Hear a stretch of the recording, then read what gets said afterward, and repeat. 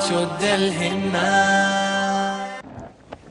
السلام عليكم ورحمة الله وبركاته.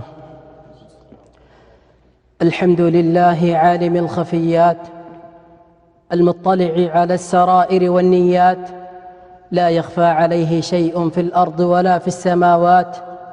أحمده سبحانه أن هدانا للإسلام، وما كنا لنهتدي لولا أن هدانا الله. وأشهد أن لا إله إلا الله وحده لا شريك له، أمر أن لا تعبدوا إلا إياه، ذلك الدين القيم، ولكن أكثر الناس لا يعلمون. وأشهد أن محمدًا عبده ورسوله المبعوث رحمة للعالمين، صلى الله عليه وعلى آله وأصحابه وسلم تسليماً كثيراً. أما بعد، فيا أيها المسلمون، عليكم بتقوى الله جل وعلا، فإنها خير ذخر يدخر، وراقبوه سبحانه في كل أموركم، ما بطن منها وما ظهر. عباد الله، حديثنا اليوم عن دواء القلوب، عن أصل من أعظم الأصول، علمه خير علم، وفقهه هو الفقه كله، هو حقيقة الدين، مفتاح دعوة المرسلين، هو قطب القرآن الذي تدور عليه رحاه، فيه رضا الرحمن وراحة القلوب ونجاة النفس وعلو المنزلة في الدنيا والآخرة، هو ركن العمل وأساسه، والبيت لا يبتنى إلا بأعمدة، ولا عماد إذا لم تبن أركانه. إنه الإخلاص وصدق النية، إنما الأعمال بالنيات، وإنما لكل امرئ ما نوى. عباد الله، إنه لا قيمة للعمل بدون نية، وليس لك إلا ما نويت، فلنتعلم إذن النية، فإنها أبلغ من العمل. تعلموا النية فإنها تحول العادة إلى عبادة، ولما غابت النية أصبحت العبادة عادة وجسدا بلا روح. فمن منا إذا أدى العبادة حمل هم قبولها من عدمه؟ فراجع يا عبد الله حساباتك واسأل نفسك، كم هي الأعمال التي مضت، وكم منها خلصت وصفت؟ أعمالنا وأقوالنا ووظائفنا، هل هي خالصة لله أم لغيره حظ فيها؟ كم هي الساعات التي نقضيها كل يوم في وظائفنا؟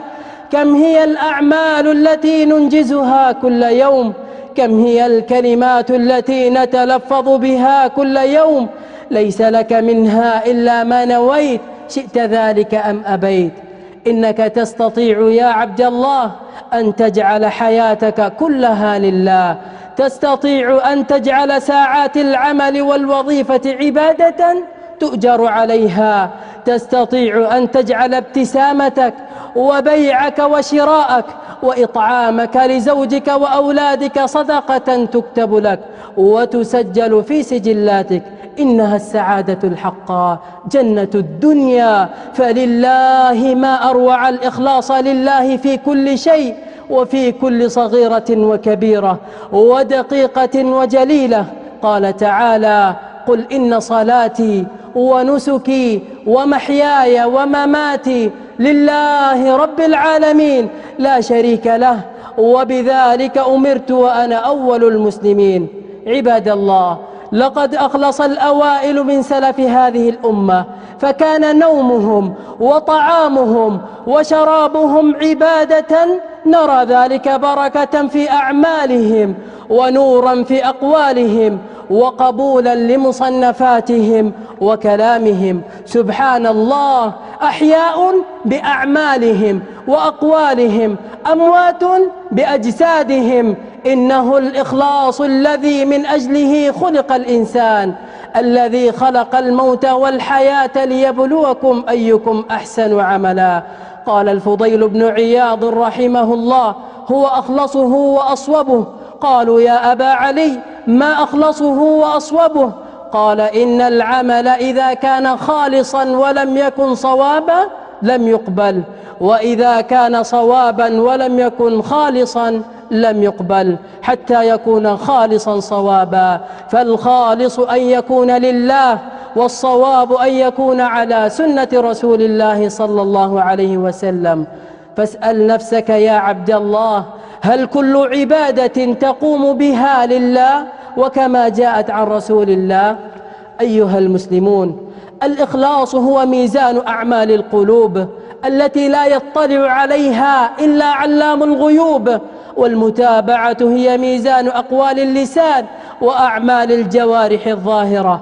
والناس شهداء الله في أرضه، وإنما يشهدون للإنسان أو عليه بما يرون من أعماله ويسمعون من أقواله. وفي الحديث عن أنس بن مالك رضي الله عنه قال: مر بجنازة فأثني عليها خيرا، فقال النبي صلى الله عليه وسلم: وجبت. ومر بجنازة أخرى فأثني عليها شرا، فقال النبي صلى الله عليه وسلم: وجبت.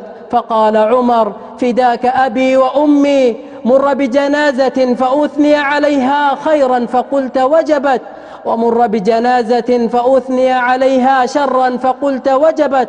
فقال: من أثنيتم عليه خيرا وجبت له الجنة، ومن أثنيتم عليه شرا وجبت له النار.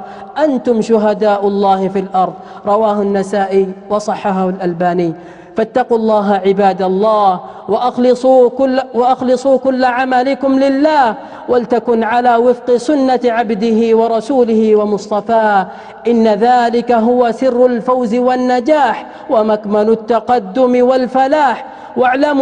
واعلموا أن الله مطلع على سرائركم وعالم بما أكنته ضمائركم، يعلم خائنة الأعين وما تخفي الصدور.